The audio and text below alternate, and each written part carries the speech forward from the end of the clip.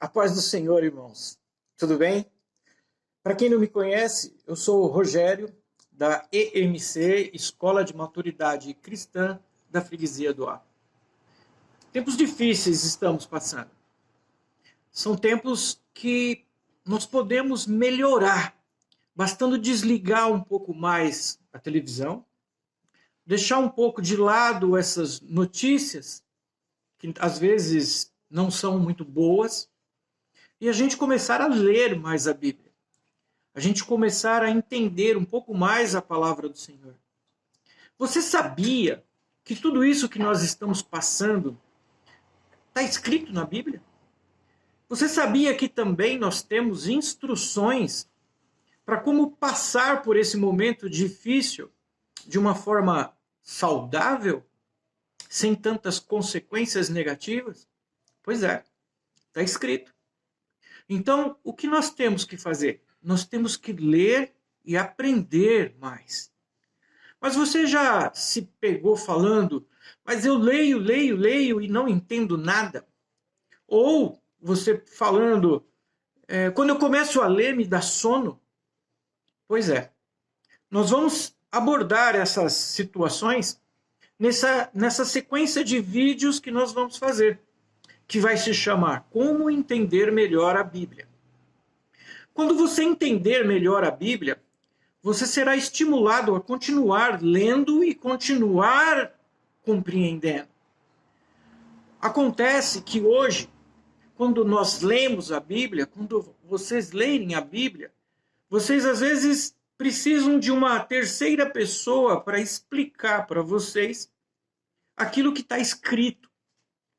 Mas nessa sequência de vídeos que nós vamos fazer, nós vamos estimular você a ler e você mesmo compreender. Dessa forma, você vai se animar a continuar lendo, porque a Bíblia é muito legal. A Bíblia é o maior best-seller do mundo. Nós vamos começar essa sequência, esse é o vídeo número 1. Vamos lá? Primeira dica. Ore. Nunca inicie uma leitura sem orar antes. Esse é um dos problemas que as pessoas não conseguem entender. Elas leem a Bíblia como se fosse um livro qualquer.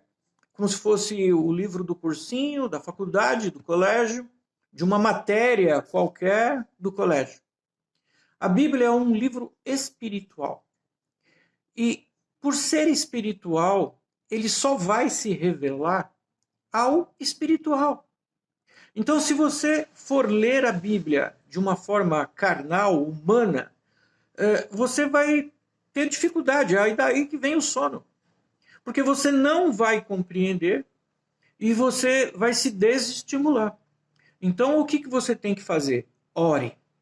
Antes de começar qualquer leitura, faça uma oração simples e peça ao Espírito Santo que te revele aquilo que está escrito que você vai começar a ler.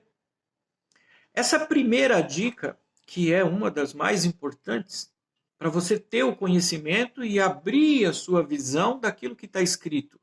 Não das palavras, não dos versos, mas daquilo que está por detrás, daquilo que é o espiritual que vai se revelar. Então, não inicie qualquer leitura ou qualquer estudo sem fazer uma oração simples. Senhor, abençoa a minha leitura. Revela, Senhor, os seus segredos, os seus mistérios, aquilo que tu queres, Senhor. Que eu saiba e que eu aprenda. Então, desta forma, vai se revelando a você. Então, faça isso antes de começar. Amém? Nós vamos ler um trecho para poder esclarecer o que eu acabei de falar sobre que nós não precisamos de uma terceira pessoa. Na verdade, nós precisamos de pessoas para nos ajudar, mas as revelações são diretamente do Espírito para nós. Ele nos ensina. Agora, agregar conhecimento, isso é sempre útil, nós sempre vamos precisar, tá? Não vamos misturar as duas coisas. Eu posso buscar e o Espírito Santo falar diretamente comigo através do meu estudo e da minha leitura. Mas o conhecimento, nós precisamos continuar buscando. E sempre aquelas pessoas que sabem um pouco mais do que a gente, nos ajudam nessa caminhada, tá bom? Só para a gente não misturar as duas coisas. Nós vamos ler aqui o verso que está em 1 de João, capítulo 2, versos 27, tá? Eu vou ler na minha Bíblia, mas vai aparecer na tela para vocês. Amém? Quanto a vocês, a unção que receberam dele permanece em vocês, e não precisam que alguém os ensine. Mas como a unção dele recebida, que é verdadeira e não falsa, os ensina acerca de todas as coisas, permaneçam nele, como ele os ensinou. Então, ele nos ensina que nós devemos permanecer nele. E a unção dele, através do Espírito Santo, tá? Ele vai nos ensinar. Agregar conhecimento sempre é útil e as pessoas podem nos ajudar. Eu busco ajuda com pastores, teólogos, que me ajudam, às vezes, em questões mais complexas. Tá? Porque a gente sempre vai precisar, às vezes, de um apoio de alguém que conheça mais que a gente. Agora, para iniciar os estudos, para a gente dar o start, o Espírito Santo vai fazer o ensino e as revelações. Tá? E as revelações é ele com você, não é um terceiro que vai te dar. As revelações você pode se surpreender com uma leitura que você está fazendo e aquilo que vai dar um estalo em você, e você vai sentir no teu coração que aquele texto ele vai se abrir e vai te dar uma revelação do que ele quer realmente dizer. E as revelações, elas podem ser, para cada pessoa, uma revelação diferente. Por isso que ela é própria, ela é tua. Agregar conhecimento é sempre bom a gente buscar com alguém que conhece um pouco mais que a gente. Tá? Então, o professor, pessoas que têm uma graduação teológica maior, nos auxiliam sim. Os pastores têm uma visão muito mais espiritual. Às vezes o teólogo ele é muito palavra, muito letra. Tá? Então, assim, então o pastor ele tem uma visão mais abrangente, ele nos abraça de uma forma diferente. Então, os pastores são muito importantes nessa hora, porque os pastores dão uma visão diferente sobre um texto.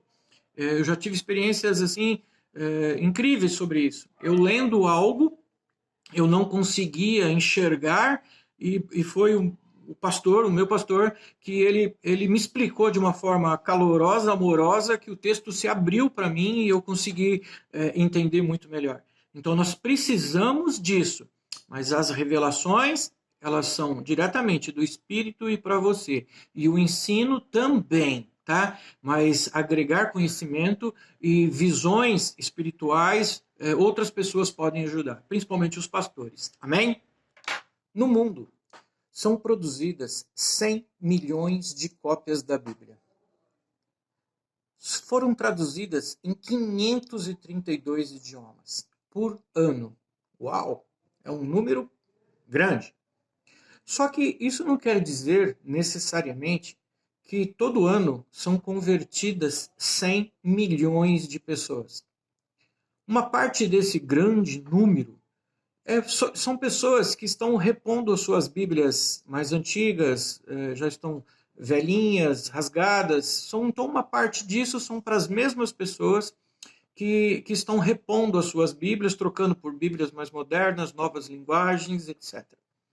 Uma outra parte deste número são de pessoas não cristãs que buscam na Bíblia informações. Nós vamos falar desse grupo um pouco mais à frente, mas são músicos, cientistas, arqueólogos. Então, eles buscam informações na Bíblia e a Bíblia fornece isso para eles, por isso que eles buscam. E pessoas também curiosas por saberem a história, mas não necessariamente convertidas. E tem o terceiro grupo. O terceiro grupo realmente são as alcançadas pelo Evangelho. São pessoas que, através da graça do Espírito Santo, eles tiveram contato, tá? Através de missões, televisão, internet, missionários, evangelistas. Eles entenderam Jesus, eles entenderam o que é o Evangelho, receberam Jesus e adquirem ou recebem gratuitamente o seu primeiro exemplar da Bíblia. Vocês sabem que é muito difícil. As pessoas que entendem o chamado e o ide do Senhor, que nós vamos também falar um pouco mais à frente, eles não têm medo de levar a palavra quando isso toca no coração deles, em qualquer lugar que seja. E eles vão para regiões remotas, onde a legislação e as autoridades proíbem o evangelho, a divulgação e as reuniões. Alguns países, eles são tão duros nessa parte que eles imputam pena de morte, julgam e colocam pena de morte. Mas por que esses países, eles fazem isso? Por que eles simplesmente não permitem que o trabalho seja feito, a palavra seja difundida, as Bíblias sejam entregues? Eles não aceitam isso, porque se o evangelho for propagado, as suas religiões locais não se sustentam. E por elas não se sustentarem, a cada ano eles perderão seguidores. Então, eles usam a força para poder segurar. Eles matam, tá? Eles prendem, eles rasgam, queimam as Bíblias, tá? Para que a população não tenha esse acesso. Então, a gente tem é triste a gente ver isso. É triste a gente ver pessoas, irmãos, sendo mortos, mas tem que entender o seguinte: eles estão sendo mortos porque eles creem em algo. Então nós temos que entender também isso. Para eles vão morar eles vão para o céu. Então eles fazem aquilo e eles não negam a sua fé.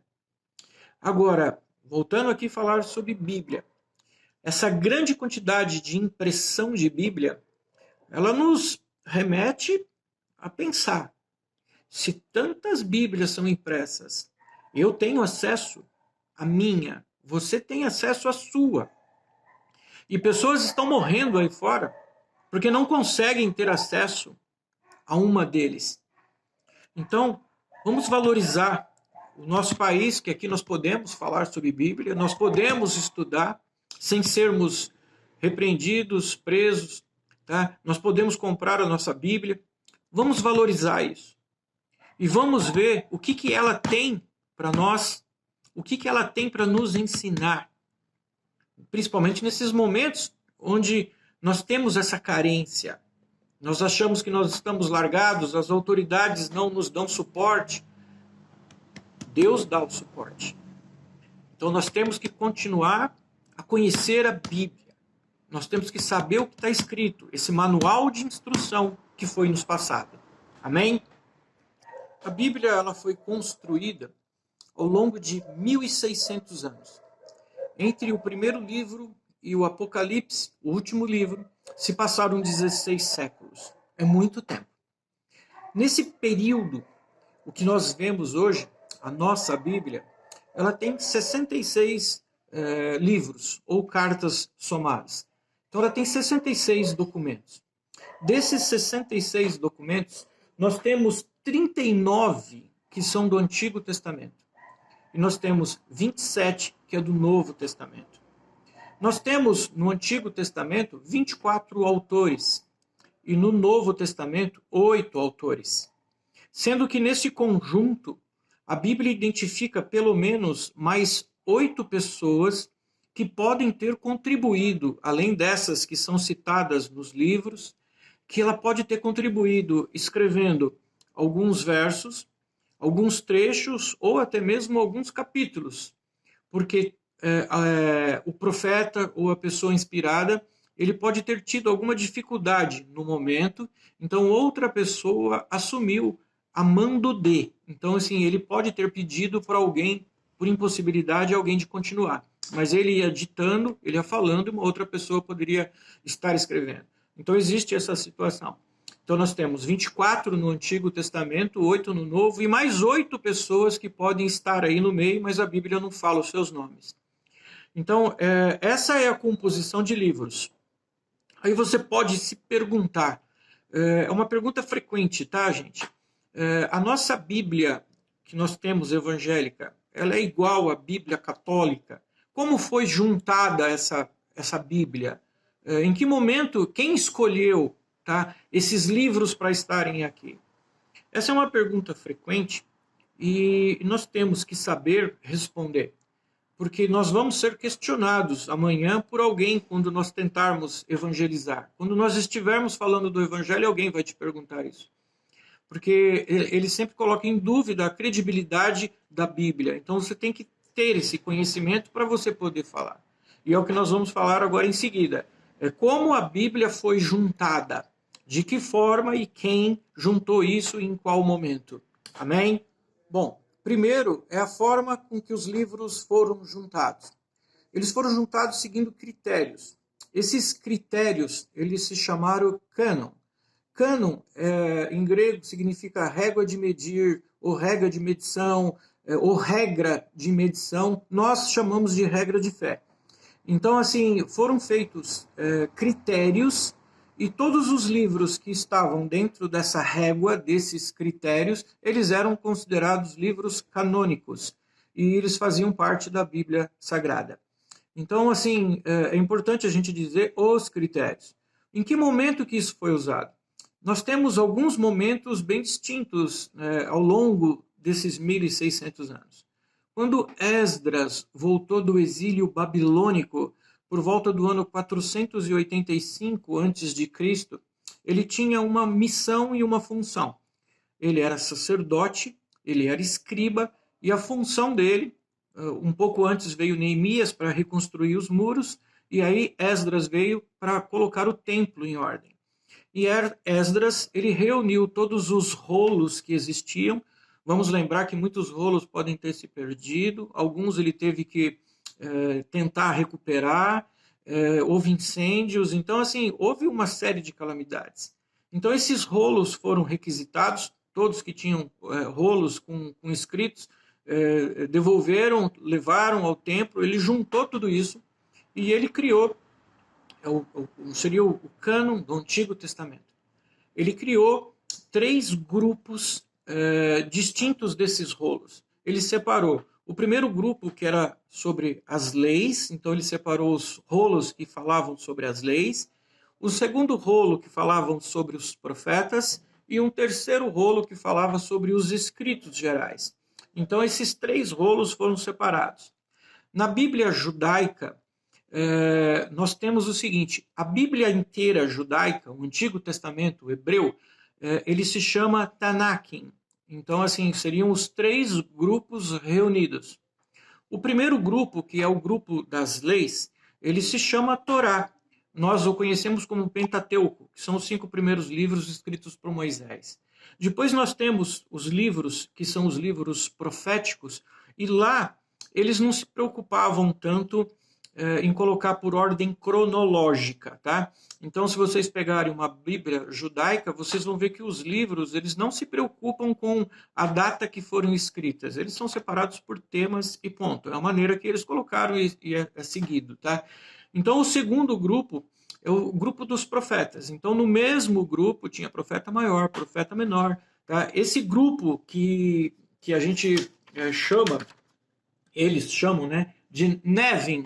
Então, Nevim são o grupo de livros dos profetas. E depois nós temos os escritos, que chama Ketuvim. Então, esses 3 grupos, né, eles formam a Bíblia hebraica, que foi instituído por o primeiro cânon, que foi feito por Esdras. Então, este foi o primeiro cânon, e é o cânon considerado como os livros canônicos do Antigo Testamento. Depois houve algumas situações, que é o que nós vamos falar em seguida. Depois de tanto trabalho que Esdras teve para reunir tudo isso e organizar o Antigo Testamento, os livros canônicos, no ano de 285 a.C., 72 sábios, a pedido do rei do Egito, que ele tinha uma biblioteca, chamava Biblioteca de Alexandria. Era uma biblioteca grande e o rei se orgulhava de ter fascículos do mundo todo sobre toda a literatura. Então ele encomendou uma versão em grego, que era a língua que se falava, né, na época. Então, assim, bem, né, a língua mais importante. Então ele encomendou a tradução desse Antigo Testamento para o grego. E estes 72 sábios fizeram isso. Só que, ao invés deles traduzirem apenas os fascículos, os rolos que Esdras havia separado e determinado que seriam os livros canônicos, eles também traduziram outros livros, outros rolos. Esses outros rolos se chamaram deuterocanônicos. Seriam segundos livros, a segunda linhagem de rolos, algo parecido na tradução. Só que estes livros iriam causar alguma discórdia lá na frente. E mesmo assim, eles fizeram a tradução de fascículos, números a mais, né, de livros, e também fizeram algumas alterações em Esdras. Então, por exemplo, o livro de Samuel, que era um só para os hebreus, eles transformaram em Samuel 1, Samuel 2. 1 Samuel, 2 Samuel. Fizeram a mesma coisa aqui, com 1 Reis, 2 Reis. O livro original era Reis. Fizeram isso em alguns livros. E acrescentaram alguma coisa em outros. Então, assim, esse trabalho, ele vai causar um pouco de problema lá na frente, tá? Mas foi importante naquele momento para difundir o Antigo Testamento, a cultura hebraica ao redor do mundo. Então, foi feito e entregue isso no ano 285 a.C. Essa tradução da Septuaginta, que circulou por muito tempo, né, porque a língua grega era a língua falada no momento, ela circulou por muito tempo e foi utilizada, era utilizada por igrejas também, e assim foi difundido dessa forma. Então, quando esses outros livros começaram também a serem ensinados nas igrejas, alguns bispos católicos, eles já tinham notado que esses livros não continham bons ensinos para serem colocados nas igrejas. Porque estes livros, uma parte deles, continham informações que eram totalmente contrárias, né? E o próprio autor do livro, ele se referia como a ele mesmo, como sendo alguém que estava só copiando ou foi ensinado por alguém. Então, assim, claramente não foi inspirado por Deus. Então, assim, e aí foi no quarto século que Jerônimo ele fez uma tradução para o latim, porque aí nós já temos Roma e a língua latina, o latim, né, rodando, circulando. Roma já estava em evidência e aí eles fizeram a tradução do grego para o latim. Nessa tradução, Jerônimo, que era um sábio, tá? Jerônimo era uma pessoa assim incrível, e ele não queria traduzir esses livros. Ele queria traduzir somente os livros separados por Esdras. Mas, por insistência, por pressão, ele acabou traduzindo alguns deles. Essa tradução, ela se chamou Vulgata. E ela ficou muito popular, porque era latim, e nós estamos falando de Roma, os territórios conquistados por Roma. Então, o latim era a língua que já estava sendo falada, ao invés do grego. Então, assim, começou a ser muito popular. As igrejas começaram a ministrar, então, a Vulgata. Só que essa Vulgata, ela continha esses números, esses livros, que os bispos eram contra. Inclusive, algumas declarações de bispos da época diziam o seguinte: olha, esses livros compõem, mas eles não deveriam ser ensinados. Para conhecimento, uma leitura, talvez, mas eles não podem ser ensinados na igreja. Então, assim, a própria igreja se revoltava, os bispos, né, quem tinha o conhecimento, os teólogos, porque a maioria dos teólogos da época eram católicos, né? Então, assim, eles estavam se colocando frontalmente contrários à inclusão desses livros no ensino das igrejas. Mas aí foi somente a primeira Bíblia, ela foi feita em 1450 na prensa de Gutenberg, né? A primeira Bíblia prensada em larga escala, e ela foi feita com base na Vulgata.